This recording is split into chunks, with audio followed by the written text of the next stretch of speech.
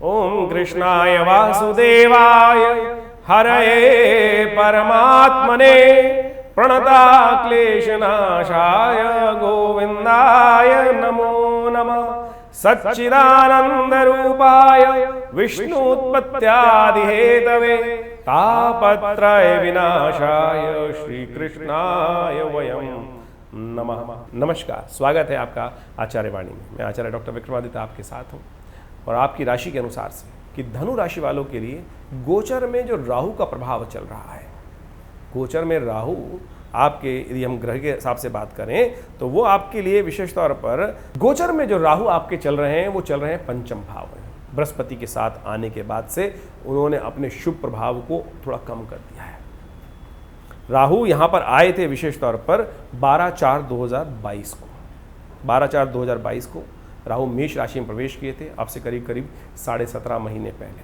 अब 30/10/2023 को राहु यहाँ से बदल जाएंगे और जिस प्रकार का योग यहाँ बना, ये संतान को कष्ट दे सकता है, बुद्धि को कष्ट दे सकता है, अनेक प्रकार के कष्ट देने के योग बना सकता है। हाँ, जमीन जायदाद में ज़रूर कुछ ना कुछ लाभ देने के योग बना सकता है, लेकिन कई प्रभावों में बुद्धि के द्वारा यहाँ पर कई जड़ता देने के योग बना सकता है। ऐसे में कई प्रकार के कष्ट देने के, स्वास्थ्य के दृष्टिकोण से एंजाइटी संबंधी समस्याओं को बढ़ाने के लिए राहु ने यहाँ पर अपना दुष्प्रभाव उपस्थित किया। राहु विशेष तौर पर नैसर्गिक दृष्टिकोण से सबसे ज़्यादा शक्तिशाली ग्रह माने जाते हैं। आमतौर पे कुछ ज्योतिषियों का मानना है कि वो सप्तग्रह देखते हैं, सूर्य, चंद्र, मंगल, बुध, शुक्र, शनि, और यहीं तक ग्रह माने जाते हैं। बाकी तो कई लोग कहते हैं उन्हीं पे प्रभाव विवेचना करते रहते हैं, लेकिन राहु और केतु को छाया ग्रह कहकर बहुत ज़्यादा उनके प्रभाव को कई बार माना नहीं जाता है। लेकिन राहु का प्रभाव कितना है, इसको आप इस प्रकार समझने का प्रयास करें।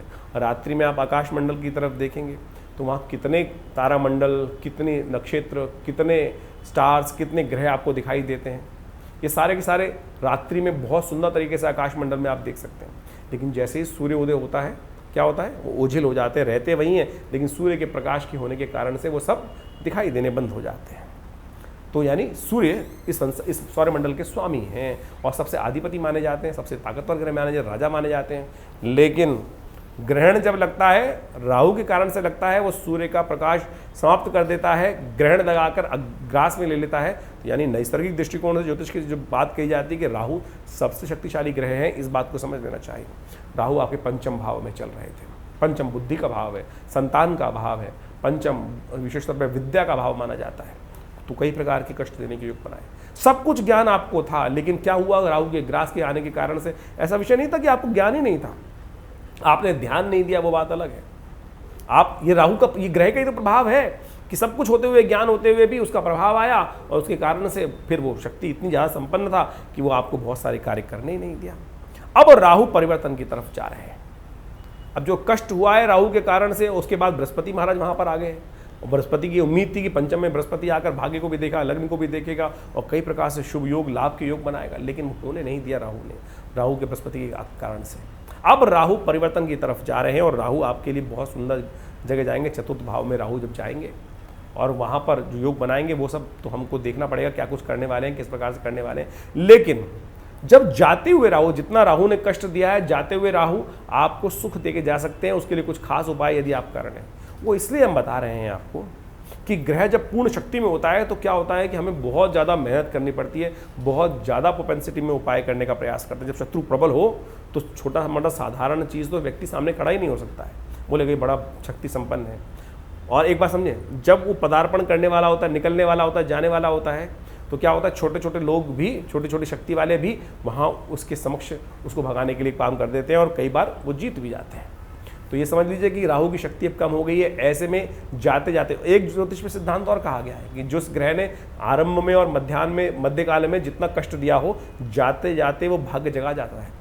तो यही सिद्धांत को समझते हुए हम कह रहे हैं कि अभी जो 30 तारीख को राहु बदलेगा, उससे पहले पहले कुछ खास उपाय यदि आप कर लें उसको ठीक करने के लिए, तो थोड़े से अल्प मात्रा में उन कष्टों को दूर करने के योग बना सकते हैं जो राहु के द्वारा किए गए हैं। तो सुंदर तरीके से भाग्य को जगाने का प्रयास कर सकते हैं। बृहस्पति वहाँ पूर्ण शक्ति में है और वक्री होकर बृहस्पति और ताकतवर हो जाते हैं। तो जिस प्रकार का बृहस्पति की सपोर्ट मिल रही है और ऐसे में राहु निस्तेज होते चले जा रहे हैं, बदलने की तरफ जा रहे हैं, भाग रहे हैं, तो ऐसे में अब आप अपने कुछ खास उपायों को कर बहुत सुंदर तरीके से आप लाभ लेने का मार्ग प्रशस्त कर सकते हैं।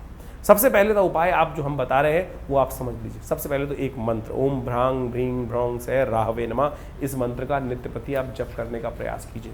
सबसे पहले इस उपाय को कर आप बहुत सुंदर तरीके से अपने कष्टों को दूर करने का योग बना सकते हैं और सुंदर तरीके से लाभ ले सकते हैं। सुंदर तरीके से ये उपाय करने का प्रयास ओम भ्रांग भ्रीं भ्रौं से राहवे, शाम के समय नित्य प्रति इसका मंत्र का जप कर लीजिए। देखिए सोम मंगल बुध बृहस्पति शुक्र शनि ये हर ग्रह के दिन हैं, राहु का कोई दिन नहीं है, राहु का समय है, नित्य प्रति आता है, हर रोज आता है। सूर्यास्त के उपरांत शिव मंदिर में जाकर ये ओम भ्रांग भ्रीं भ्रौं से राहवे नमः एक मंत्र का यदि आप माला करने नहीं जा पा रहे मंदिर, कोई बात नहीं, घर में बैठ के कर लीजिए। गाड़ी में है, गाड़ी में बैठे बैठे कर लीजिए, माला की आवश्यकता नहीं है। ओम भ्रांग भ्रीं भ्रौं से राहवे नमः राहु के प्रभाव को कम करने में बहुत सुंदर तरीके से इसके लाभ प्राप्ति के योग बन जाएंगे। संतान के लिए बड़ा भारी योग रहेगा, ट्रांजिट का टाइम है, इस बात का ध्यान रखने की ज़रूरत है। ऐसे में आप एक उपाय और कर सकते हैं, सुबह सुबह सूर्य उदय से पहले श्वान के निमित्त, कुत्ते के निमित्त कुछ रोटी इत्यादि डाल दीजिए। ये बहुत सुंदर उपाय है, इसको अवश्य करने का प्रयास की। सीधा साधा उपाय है, सूर्य उदय होने से पहले उठे और जाकर कुछ श्वान को निमित्त रोटी इत्यादि डालने के लिए कुछ व्यवस्था बना दीजिए। ये सुंदर उपाय है, इसके द्वारा आपके ग्रहों को ठीक करने में बहुत सुंदर तरीके से सहायता प्राप्त होगी और इससे लाभ प्राप्त होगा। उसके बाद जब 30 तारीख के बाद राहु बदल जाएगा तो एक नए स्थान पर राहु जाएंगे। चतुर्थ भाव में राहु विशेष तौर पर क्या कुछ करने वाले हैं वो आपके लिए बहुत अच्छे समझ लेना चाहिए। चतुर्थ भाव सुख का भाव माना जाता है, माता का भाव माना जाता है और ऐसे में राहु का वहाँ प्रभाव आना बड़ा महत्वपूर्ण रहेगा। उसके लिए बहुत सारी चीज़ें आपको समझनी पड़ेंगी, एक हम अलग से वीडियो बनाकर उपस्थित करेंगे। राहु का प्रभाव कैसा रहेगा, क्या कुछ करने जा रहे हैं राहु आपके लिए परिवर्तित होने के बाद, उसको समझ के उसका उपाय। देखिए सकल पदार्थ हैं जगमाही, कर्महीन पुरुष पावत नहीं। चिंता नहीं करनी पड़ती है किसी चीज़ के लिए, समझ डेवलप करनी पड़ती है और उसके बाद हर चीज़ का निदान मिल जाता है। लेकिन कर्म करना पड़ता है, कर्म सुदृढ़ भाव में रखेंगे तो बहुत सुंदर तरीके से लाभ के योग बनेंगे। नवरात्रों पर हमने विवेकानंद योगाश्रम में बहुत विशाल यज्ञ का, भगवती का श्री विग्रह जो आश्रम पे प्रतिष्ठित है वो 1947 में मुल्तान से पधारा। कहा जाता है 400 साल से पुराना भगवती का श्री विग्रह है और जो बहुत शुभ रूप से भगवती का प्रतिष्ठित है। मुल्तान से कोई एक व्यक्ति लेकर आया मूर्ति संदूक में बंद कर और वो हमारे पिता आचार्य श्री केशव देव जी महाराज को वो 1947 में लाकर जब पार्टीशन हो रहा था विशेष तौर पर, तब जाकर उनको प्राप्त हुई और उन्हीं की प्रतिष्ठा हमारे आश्रम में की गई है। करीब करीब 400 साल पुराना भगवती का चमत्कारी श्री विग्रह है और उन्हीं के सानिध्य में ये विशाल माँ भगवती का यज्ञ जो किया जा रहा है, सहस्त्र चंडी महायज्ञ किया जा रहा है, उसमें सब लोग विशेष तौर पर इस दुर्गा सप्तशती के संपूर्ण 13 अध्यायों का नित्य प्रति यज्ञ करते हैं और आप भी उस यज्ञ में स्वयं सम्मिलित हो सकते हैं। जो कहते हैं ना कि माँ भगवती कृपा प्राप्त होती है नहीं होती पता ही नहीं चलता है।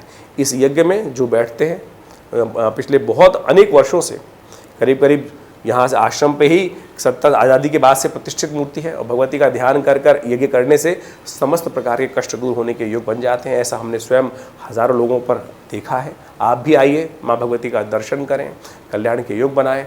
धन्यवाद, नमस्कार।